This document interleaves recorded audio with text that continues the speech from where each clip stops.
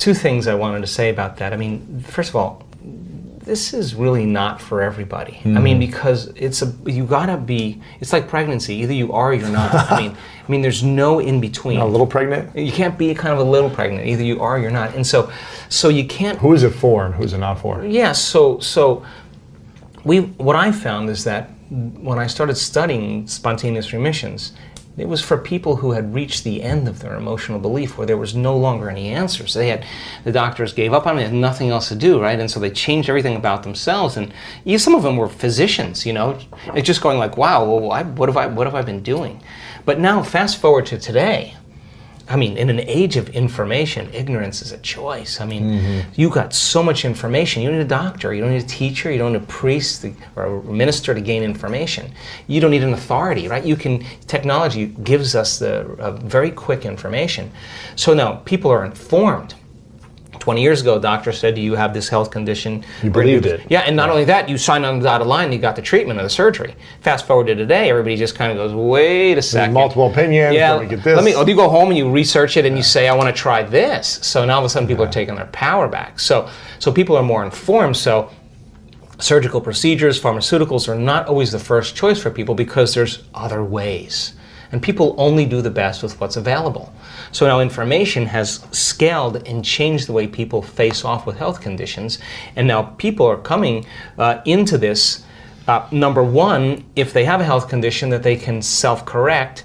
And number two, there are people that are saying, if I'm headed for a genetic destiny, because my mother had this health condition, my father had this, and I know the gene doesn't create it, but how I act and how I feel is going to signal the same gene. Well, I'm going to just change my genetic future. So now people are super proactive in the process, right? So that's point number one. But point number two is that if you start realizing that this is actually possible, and I can tell you that without a doubt it is, because we were talking before we started, the things that I'm witnessing, I mean, if in the beginning it was just like a person got a little better, you felt a little this, a little that, their food allergies went away. But then all of a sudden we're talking about, in our last event, 2 people with stage 4 cancer, completely reversed. Wow. A woman with a very serious neurological disorder, they couldn't even name it.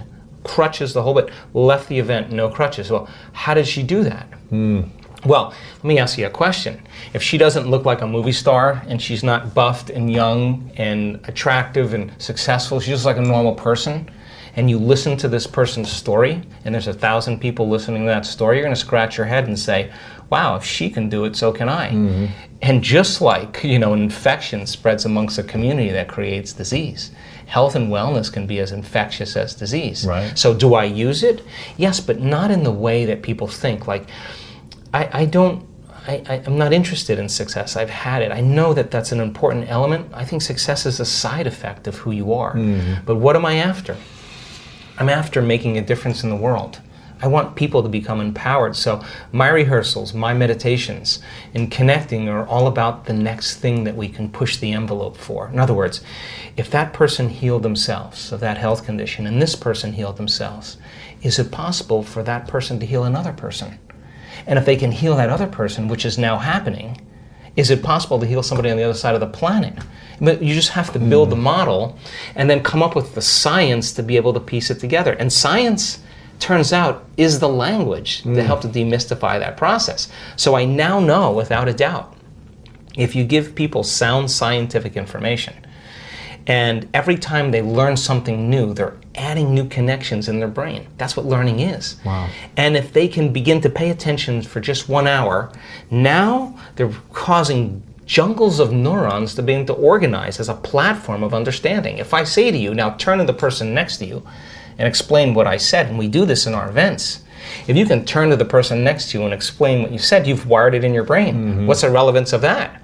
Now, you're installing the neurological hardware in your brain in preparation for an experience. And if the more you understand what you're doing and why, the how gets easier. Right. And if nothing's left to conjecture, superstition or dogma or spiritual new age stuff, but it's grounded in science, you're going to have more intention behind what you're doing and you're going to assign more meaning to it. More believable. Exactly. Not just blind faith. No, but something's backing it as right. well. Yeah. And then if we can set up the conditions in the environment and give people the proper instruction. And those people that get their behaviors to match their intentions and their actions equal to their thoughts, they get their mind and body working together, they're going to have a new experience. And that experience then is going to enrich even more circuits in their brain. The end product of an experience is an emotion. And all of a sudden, they're going to feel unlimited. They're going to feel in power. They're going to feel successful. They're going to feel worthy. Now they're teaching their body chemically to understand what their mind is intellectually understood. Knowledge is for the mind, but experience is for the body, and they're embodying that information. Well, they've done it once, should be able to do it again.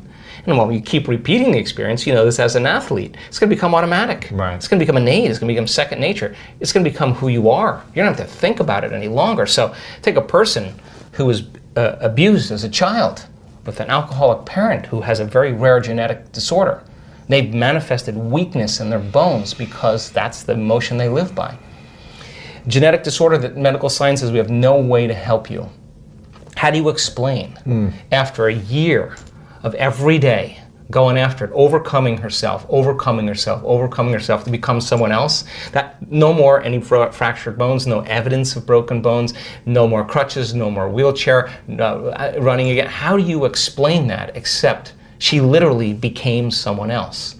She became somebody else. The disease existed in the old personality. She's not that person any longer. Wow. No, so biologically, that's absolutely possible. So for me, I chase the mystical. I want those profound moments where I cannot go back to being the same guy again. Because once you taste that wine or you drink from that well, all of a sudden, the way you perceive reality changes. Because you start to see things that always existed, but you didn't have the circuitry in place to perceive them. Why? Because the inner event is an experience. An experience enriches the brain. We don't see things how they are. We see things how we are. So as you begin to change your circuitry, you're going to perceive more of reality. And why? Because we probably perceive 1% of reality. So how do we begin to fully engage, right? So for me, none of that matters. None of that veneer stuff matters. What matters is the essence. What matters is, am I making a difference in the world?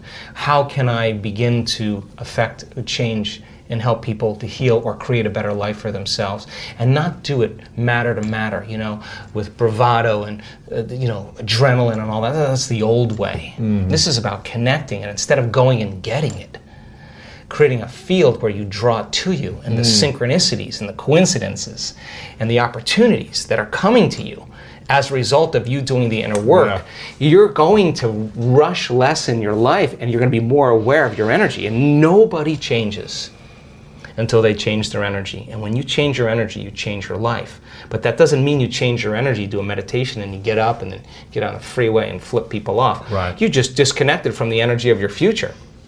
You got to be greater than the conditions in your environment. You got to maintain that state of being. You got to be greater than the habits and emotions of your body. And you got to sustain it for an extended period of time.